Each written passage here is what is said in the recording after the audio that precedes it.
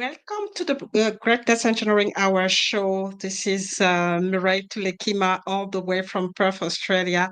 Thank you for being with us today. Today we're going to Florida, and yesterday we had an amazing conversation. As today, I anticipate that it's gonna be the same.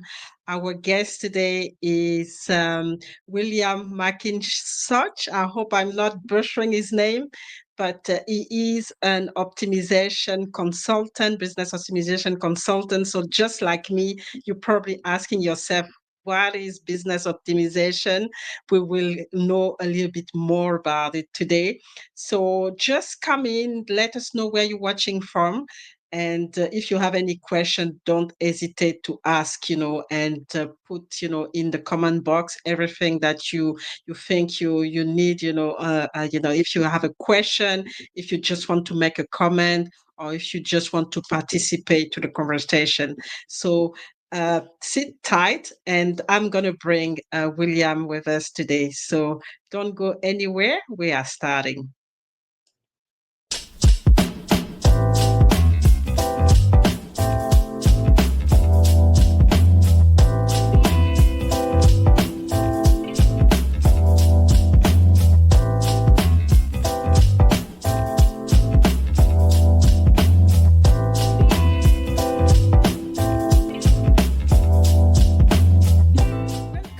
Another episode of the Greatness Engineering Hour show, the show that is brought to you by the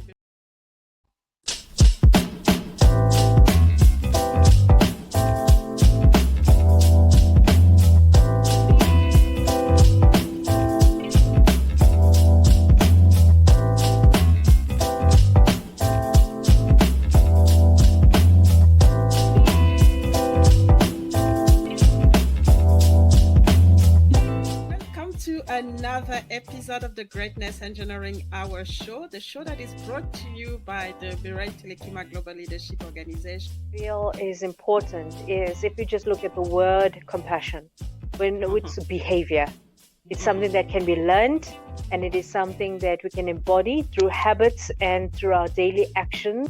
To get this idea that if we interject this wisdom intentionally, I call them needle movers. It's the needle mover that's missing. Don't deprive the world of your greatness. Please. Don't do that anymore.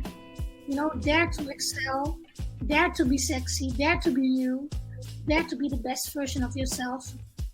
Impact yourself positively, and from there impact others, and you are not alone.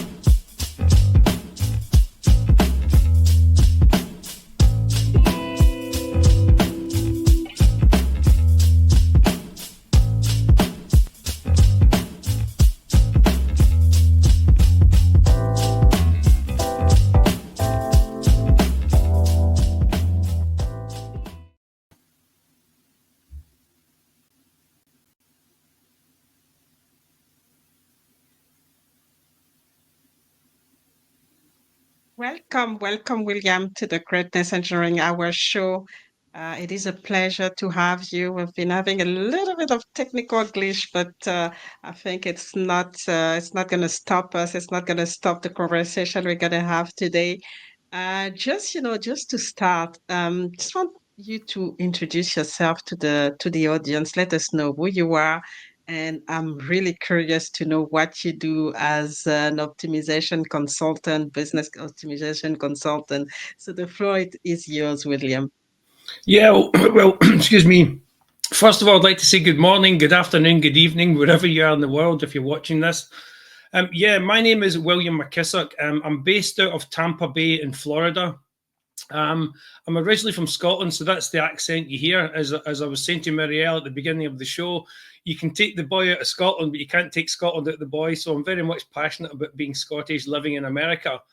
I started my career working in Scotland for local government. It's kind of interesting, this story, that I started pushing a lawnmower. I had no qualifications. I got made redundant. I realized I had to do something about my life. I didn't want to drive taxis or work behind a bar. So I went back to night school. I got my high school qualifications. Then I spent 6 years at a university part-time while I worked full-time and got my business degree. And that opened doors for me, and I ended up progressing my career because of that. So I found myself in the sweet spot of working for the local government economic development department. And that's kind of really where my career took off. So I loved helping businesses, helping people, helping projects, being that person who pulls everything together. It's my passion for helping people. So this job allowed me to do that. So I was able to expand my wings in ways that I never thought was possible back in the days when I pushed a lawnmower. My wife and I, we got the opportunity to emigrate to America in 2011. We emigrated to the United States. We came here with green cards. We're now US citizens. And since I've been in this country, I've started several businesses, and I've been an optimization specialist with Schooley Mitchell for almost 9 years now. We're a franchise, and I can tell you more about that when you ask me specific questions, but we're a franchise, and essentially we help businesses save money. And the reason I had told you my story about my economic development background, because what I do now for a living kind of relates back to what I did at economic development, working for local government, because I help people and businesses keep more of the profits. So I'm able to help in the community. I'm able to help businesses, and just that word help kind of runs through my veins. I want to help as many people as possible, because anybody knows that if you help as many people as possible, it makes you feel good. I mean, it's almost a selfish thing. You help people and you feel good about it. So I love to help people, and my job allows me to do that. Specifically, businesses keep more of the profits. And that's a problem right now, to for especially for small businesses, to be able to not only make money, get the revenue, but keep most of the profit, because there's so many things that they need to attend to. And that comes down to me asking you the question, what type of optimization are you doing? Because obviously, when you look at, when as an entrepreneur, you always focus, your all your attention is on the revenue. You're like, okay, I have to make sure that I get the revenue. But what about the other side? How do you make, you make this optimization possible for them to be able to be sustainable? That's an excellent point, because one of the pushbacks that we get when we're talking to businesses about saving the money is that we don't need your services. We can do it ourselves, or we're concentrating on building revenues. And I scream from the rooftops is that you can build revenues as much as you like, and that money goes directly to your bottom line. That is correct. But that bottom line is also, the size of it is derived by how much money you actually keep. So your costs of doing business, your operating costs are eaten into that bottom line. And what we say is that we'll come in and we'll optimize your costs in specific areas. And there's no charge for the services that we offer. We get paid a share of any savings we find. And we get paid in installments, where we continue to monitor and continue to do our work to keep your vendors on your toes for you. And an important aspect about what we do is we don't get paid from the vendors.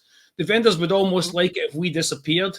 But having said that, we've built relationships with thousands of vendors, because we work for our clients, for thousands of clients. So we built relationships with them, and we've built a database of pricing so we can help our clients access the best possible pricing, because it's our day job. As you alluded to, businesses, they wake up in the morning and they think, okay, we need to make more money. It's more than just make more money. You should be waking up in the morning thinking, I need to make more money. I also need to keep more of that money I make. How do I do that? And that's where we come in. Essentially, we don't cost any money, because we do the audits for free. If we don't find you savings, you've had a free health check and your costs. and we don't charge any fees for that. Equally, if you don't accept our recommendations, you don't have to pay us. You only pay us on accepted recommendations, and then we work with the vendors on your behalf to make sure they delivered what they said they would, which we put in our reporting to save you money. And we're also looking at your services as much as your savings, because we'd say to a business, why don't you do it this way? Because this is actually a more efficient way of doing it, and it saves you money. So it's about finding efficiencies as much as finding savings. Savings is almost the byproduct of what we do, but ultimately the goal is to save our businesses money, because that's how we make money. We're in the same corner as the business owner or the organization. If they save money, we make money. It's pure and simple. And that's a good point, because sometimes it's so difficult to convince people to actually, give, especially if the company is actually having a good revenue. It's difficult to convince them that, your services can actually help them to actually even do better. So by putting the type of structure that you've put, is you're making money when they also, when they actually, what you recommend is actually, making creating some saving, then they know that, at least they're not going to be charged for, anything that is not relevant to their business, and that's very important. So I mean, you created, different companies, and one of the company that I was, when I was researching before the show, Schooley Mitchell. So Schooley Mitchell is the company where you're working, where you work right now. Is that correct? Yes. Yes. And And, then, and sorry, go ahead. yeah, and just wanted to know, Schooley Mitchell, is the service just focused on the optimization, or is there, a larger portfolio that you actually looking at? Yeah, I'll give you a little background about who Schooley Mitchell is, and then I'll kind of answer that question for you. Schooley Mitchell is North America's largest independent expense reduction consulting company. It's a franchise based out of Stratford, Ontario. There's approximately 150 members of staff working at headquarters. There's 300 offices like mine across the USA and Canada, because we operate within North America, USA, and Canada. And what we do is we go into businesses and we help them optimize their costs. And the categories, I'm not going to ask anybody to answer a quiz at the end of this, but the categories, there's 14 of them. It's telecom, credit card processing, shipping, waste, fuel, e-signature, facilities and supplies, break room supplies. I'm not going to rattle all of them, but there's 14. If you check out my website, if you go to my LinkedIn profile, you can see the categories. So Schooley Mitchell is a franchise. And one of the reasons I ended up being in Schooley Mitchell, because I told you my background about helping businesses from an economic development perspective. One of the businesses that I did in the United States was franchise consulting. So I was helping people find franchises, and I found a franchise for myself. So that's why I'm involved with a franchise, because those 150 members of staff for each one of those categories that I mentioned, the 14 categories, we've got experts. I jokingly call them the geeks, because they eat and they live and they sleep that particular category, like shipping, waste, credit card processing, telecom. These people are absolute experts in the field that negotiate on my behalf. Headquarters negotiates on my behalf, on our client's behalf, with the vendors. It's not me that actually does the work behind the scenes. I know the expense reduction consulting world inside out, but from a category perspective, we've got absolute experts sitting at headquarters who do the work and do the auditing, and they do all that behind the scenes work for our clients. So in this case, we're a franchise. I'm with a franchise. And what a wonderful ride I'm having, because everything I do is designed to help businesses save money. Pure and simple. It's keep more of your operating costs, keep more of your, save on your operating costs and keep more of your profits. Pure and simple. You wake up every morning and you try and build your revenues. What's the point in building your revenues if the bucket's leaking at the other end? So we can't stop that. You're always going to have operating costs, but we can certainly help you keep more of the money that you wake up every morning yearning to earn. And I think what we see as well is, especially when you're the startup, it's quite challenging, when you start a business, because I was looking at the statistic at some point, is that a massive amount of a startup actually don't make it after 2 years. And that's really quite frightening. And so my question is, at what stage do you work more with startups, or do you work more with, sizable company? How do you define your portfolio? Yeah, from a business perspective, we can work for any business or any organization in any industry, because it doesn't matter whether you're a manufacturer, you're a medical group, you're an investment company, you're going to have telecom costs as an example of one of the categories. You're going to have spends in those areas. We don't work with startups right at the very starting beginning. We can work with startups once they've been in operation, once they have a track record of some kind of operating cost. We usually need at least 6 months and before we can come on board and help what you term as a startup. But we work with small, medium to like multi-billion dollar companies. It actually doesn't matter to us the size of the company. Obviously, the bigger the company, the more money we're going to make, because the spends are bigger, the percentages tend to be higher. We just find a lot more money for everybody because of the size of the company. But yes, we're more than happy to help those small businesses, because it's not about the size of the company. It's really, you have to meet the minimum spends. For example, you have to be spending at least $1,000 a month in telecom, $1,000 a month on shipping, at least $500 a month on waste. So that's as small as we go. And as I say, we go all the way up to like multi-billion dollar companies that we all have within the franchise network. We've got huge companies we work with, as well as helping those small local businesses. Mm-hmm.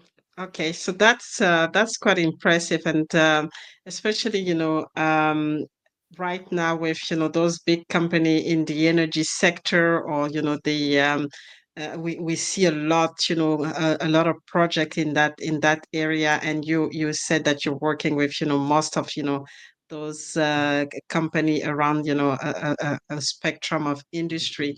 So I mean, what do you see as I mean, looking at the different companies and doing your optimization work, what do you see as things that are blocking people to actually optimize their businesses? What are the key things that you think are really the bad habits that companies have, and that's basically make them lose, not make any saving at all?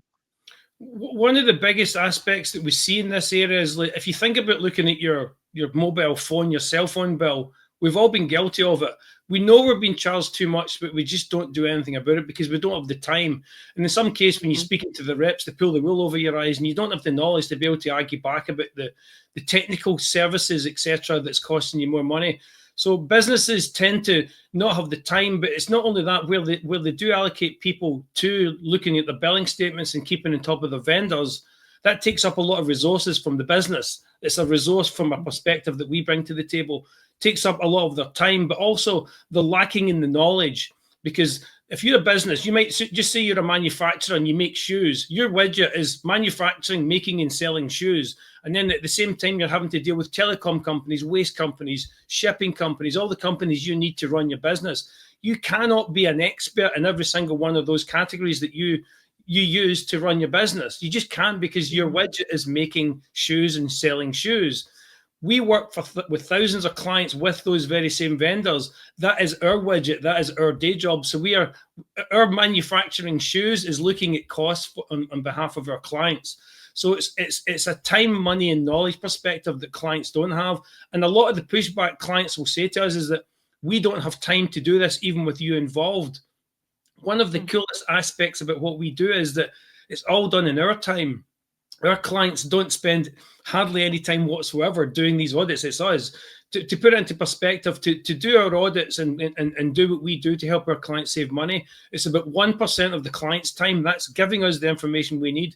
We do it all behind the scenes. We take care of your vendors, and as I say, we get paid in installments, a share of the savings. So we are continually looking at your billing statements, continually keeping on top of the mergers, acquisitions, and everything that's going on with those industries. So that's maybe a bit of a long-winded answer to the question, but the bottom line is the clients don't have the time or the knowledge or the resources to absolutely stay on top of their costs, because they just can't, because they've got a business to run, and we help them concentrate on running the business, where we take care of at least 14 of the cost categories. Fantastic. So we're gonna have a break and then we come back to continue this very insightful conversation. I hope you are, learning a lot from William today because this is really, an important aspect of, the economy. And we know that, a lot of people are, getting challenged right now with what's happening. So we can see that there are, services and there are people company offering services that can actually alleviate, the challenge that, as an entrepreneur, as a company, we have. So don't go anywhere. We will get back to you after this short commercial. Vanakkam. This is Dr. Srimati Kesin, founder CEO Space Kids India. Shakti Sat. Yes, the mission to the moon. We intend building a satellite and putting it in lunar orbit with an all-girls team globally. Yes, you heard it right. 10,800 children globally will be handpicked, and then subsequently 108 children will be building this satellite. Women leaders from across the globe, if you want to be a part of this historic mission, come join us. Be a bridge between Team Shakti Sat and your country. Join as babies because we believe world is one. Vasudhaiva Kutumbakam. One earth, one home. Give power to the girls.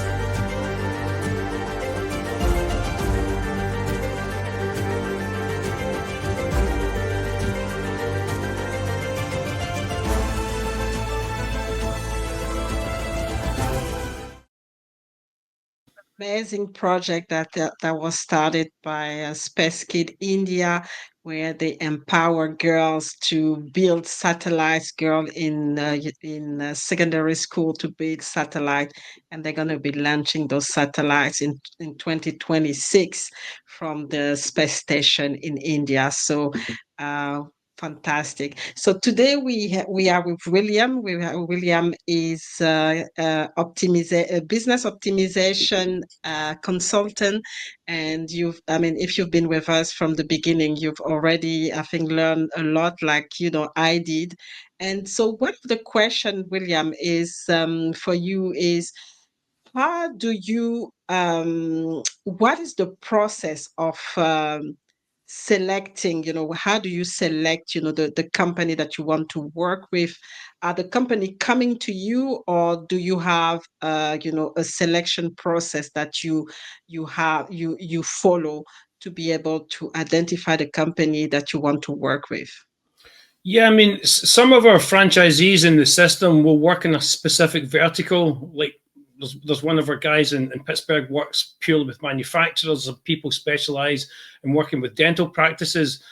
I don't specifically categorize because we can work with any industry. Right now, I'm finding myself working quite a lot in the medical industry and the financial world.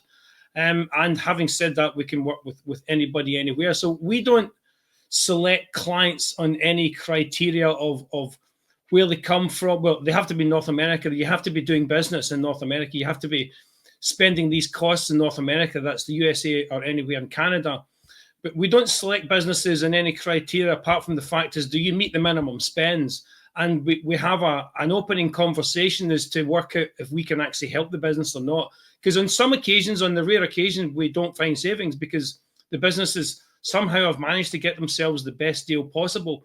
So we don't have a selection criteria where we say we only want to work with that business, that business, that business. We want to work with any business if they meet the criteria that we need. And also during that initial conversation, we work out if we can help them or not, because we don't come in with the scare stories. We're not mega salespeople, like somebody trying to sell you a car or a double glazing window or something. We're not that type of salesperson.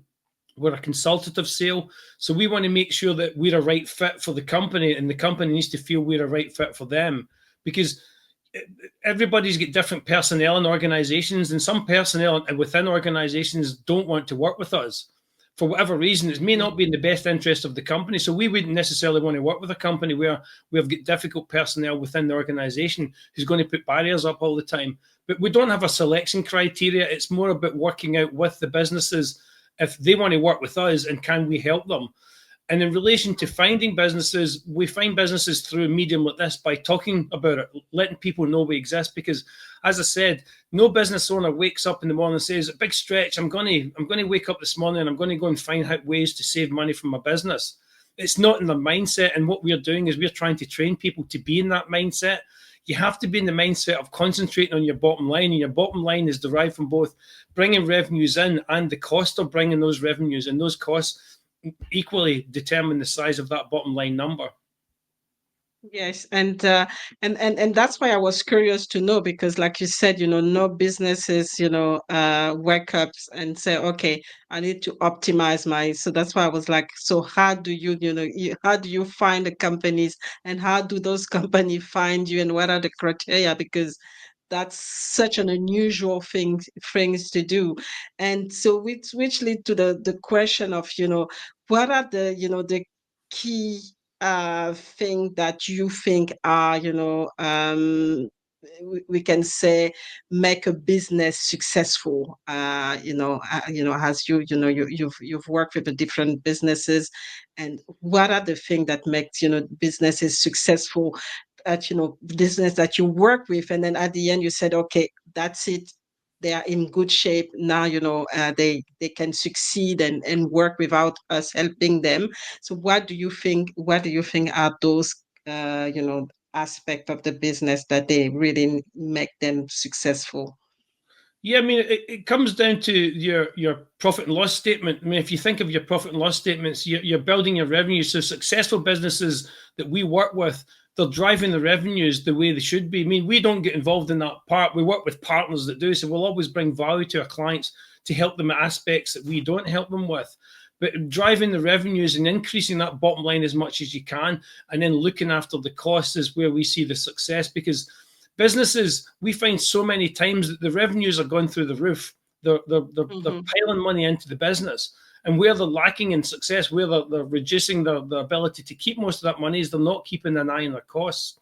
And as I said, that takes time, money, knowledge, and effort to be able to do that. So successful businesses are the ones that are really closely looking at their operating costs as much as the revenues. And when we come in, we see businesses being so much more successful because we come in and we do that work for them and help them actually keep more of their hard-earned money that they've been working so hard to get into the bottom line. So yeah, the success stems from not just growing your revenues, but making sure you keep more of the money within your organization. A great example of that recently, Delta Airlines, I think for the last quarter in 2024, the revenues were through the roof, but the profits were down something like 600 million. And that was because the cost of doing business had gotten above the actual ability to bring in revenues. Even though they were bringing in more money than they ever had, their costs had gone up so high that it ate into the ability to keep more profit.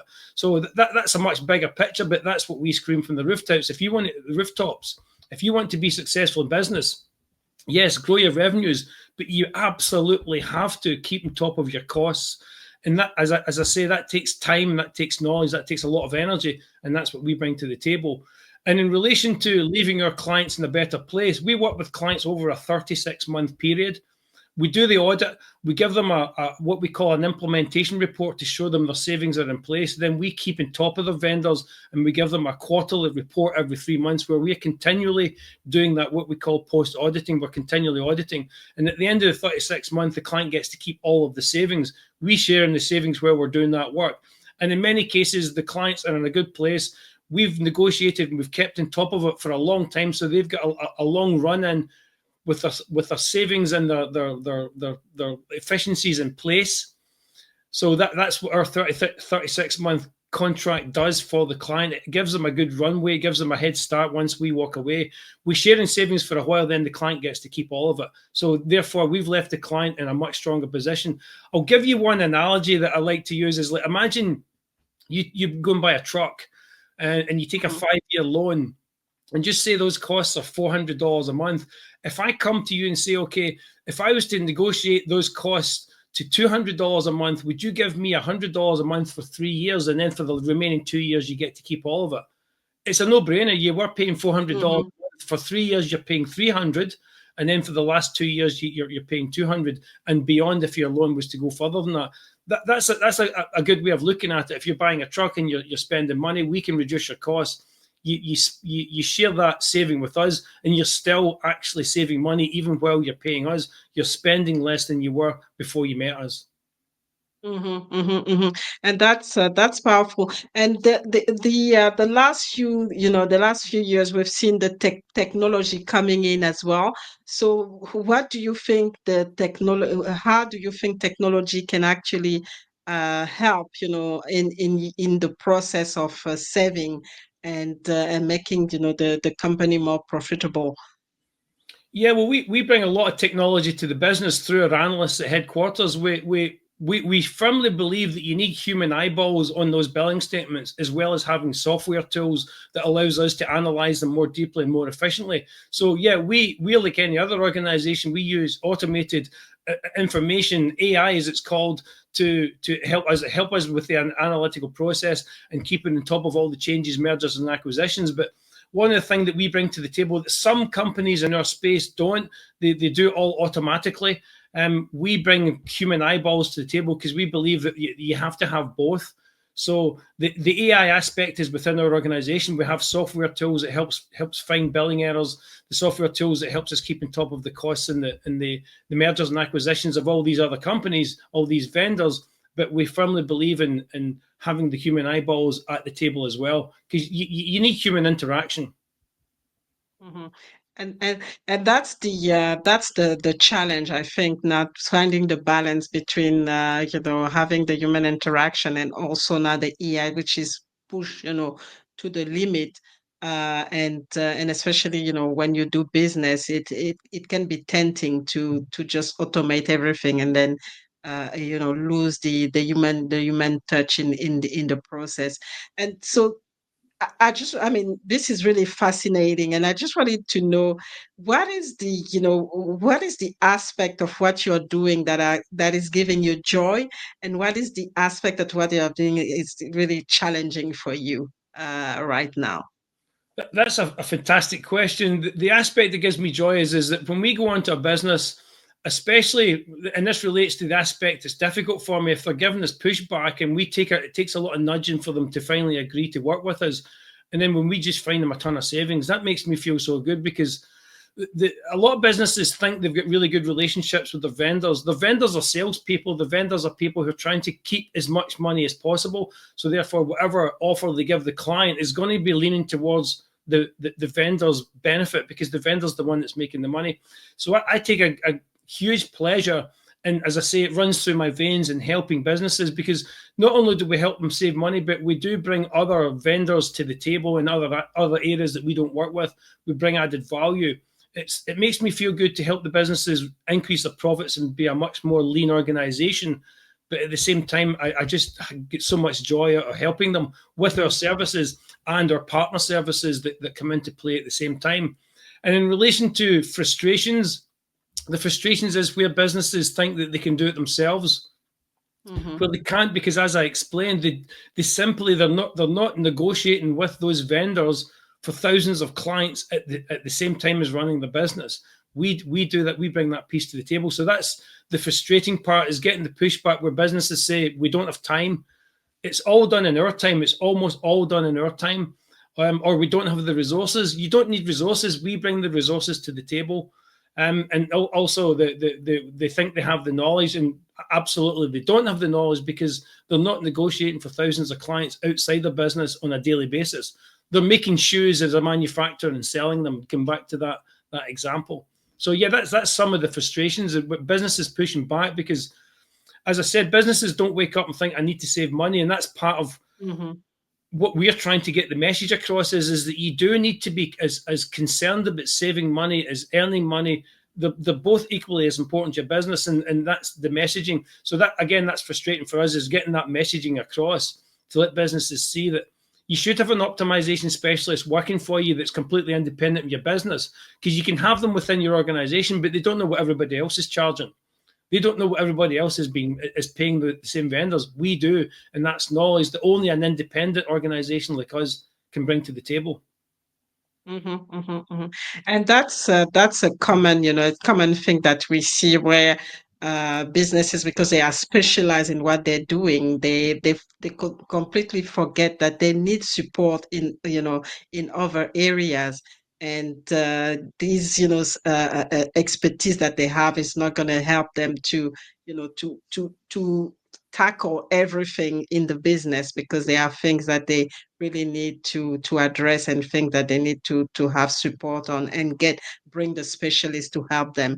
And I can understand the frustration when you're trying to convey that message, and they're just not listening. So thank you for sharing that. We will have a break, and then we'll finish with a message from you to let us know what's happening, right now with, your business and the company, but also maybe, a last word that you want the audience to leave the audience with. So for those watching, please, we are going to come back, and I hope again, if you have a question or if you have any comment, please let us know, and we'll see you in a few minutes.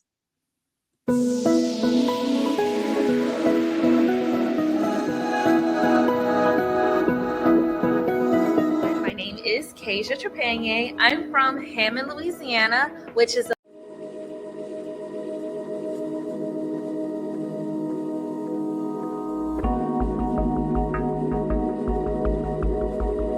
In today's global energy landscape, local content isn't just a policy, it's a strategic imperative. Local content, key enabler for energy projects in emerging markets, by engineer Dr. Mireille Tulakema, offers groundbreaking insights into how local participation can transform energy development. Discover how strategic local content approaches can. Number 1 is driving the economic growth. Number 2 is building a sustainable local capabilities. Then another one is creating a meaningful employment opportunities. And the last one is enhancing the project success and community engagement. Written by an internationally recognized energy expert, this book provides practical strategies for governments, investors, and energy professionals. Whether you're in energy policy, project management, or economic development, this book is your roadmap to understanding local content's critical role.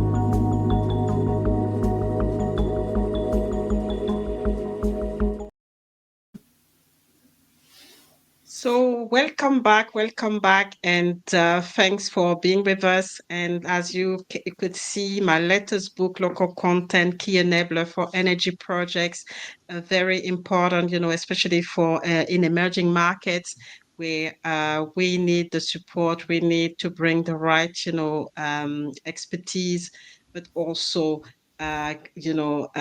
transfer the technology as well, so that the project can be, can create value, additional value for the countries where the operation are happening.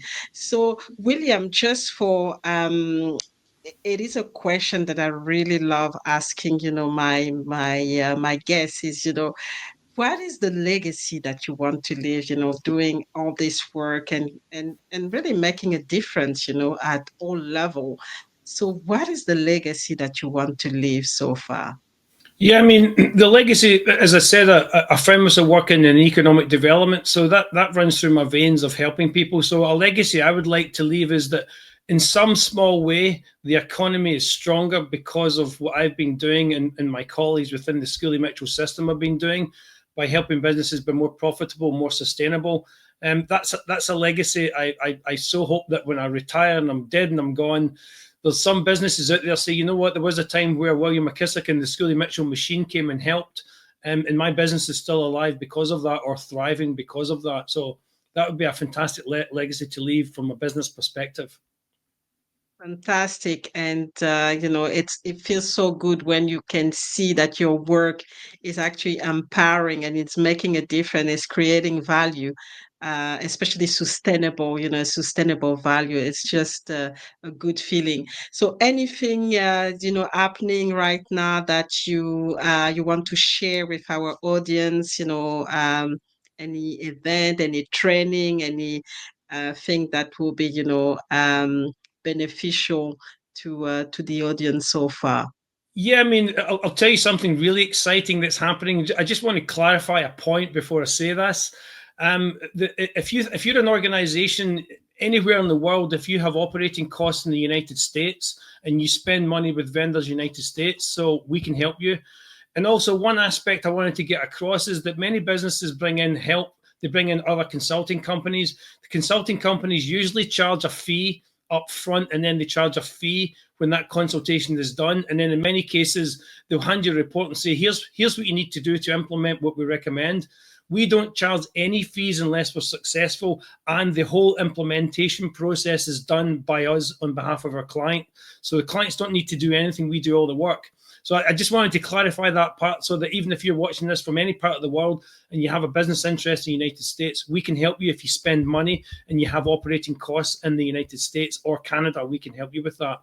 And the really exciting thing that the Schooley Mitchell as an organization has brought forward is that as of 2025, every new client that we sign, Schooley Mitchell is planting a tree. And that may sound small, but there's 300 franchisees across the USA and Canada. And every time we bring a client in, we bring new life to Mother Earth. It's just, it's a fantastic way of giving back to the world, as well as being sustainable from a business perspective. We're taking seriously our sustainability as an organization. And if you sign a contract with any of our franchisee, if you sign a contract with me, we will plant a tree on your behalf. And I think that's just one of the most amazing things that the headquarters has come up with, to bring sustainability to the planet as well as to the business environment.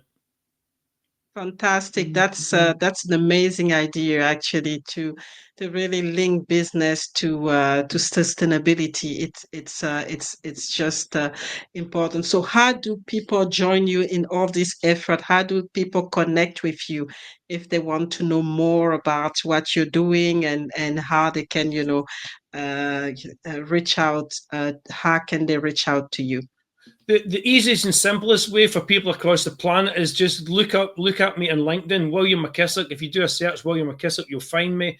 You can email me at william.mckisock@schooleymitchell.com.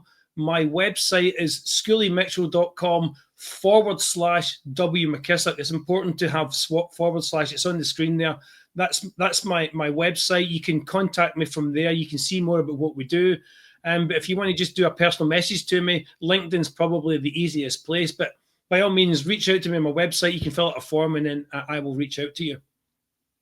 Fantastic. So thank you so much. Thank you so much, William, for all the insight and for clarifying to us, the notion of business optimization, because I think it's still, new for a lot of people, especially in this part of the world where it is, still, very new.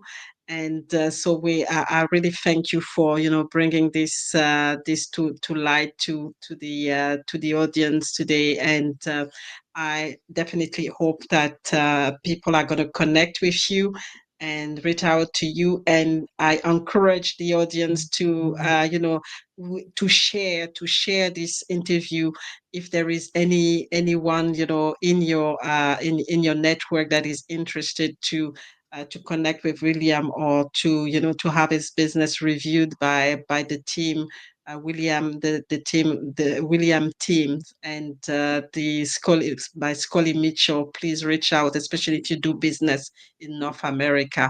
So that's all for today. We will be back for another episode of the Greatness Engineering Show next week, and I hope that you'll be able to join us. But before we leave, I don't know if William, you want to add anything, last message, anything that you want to share with the audience before we leave this platform.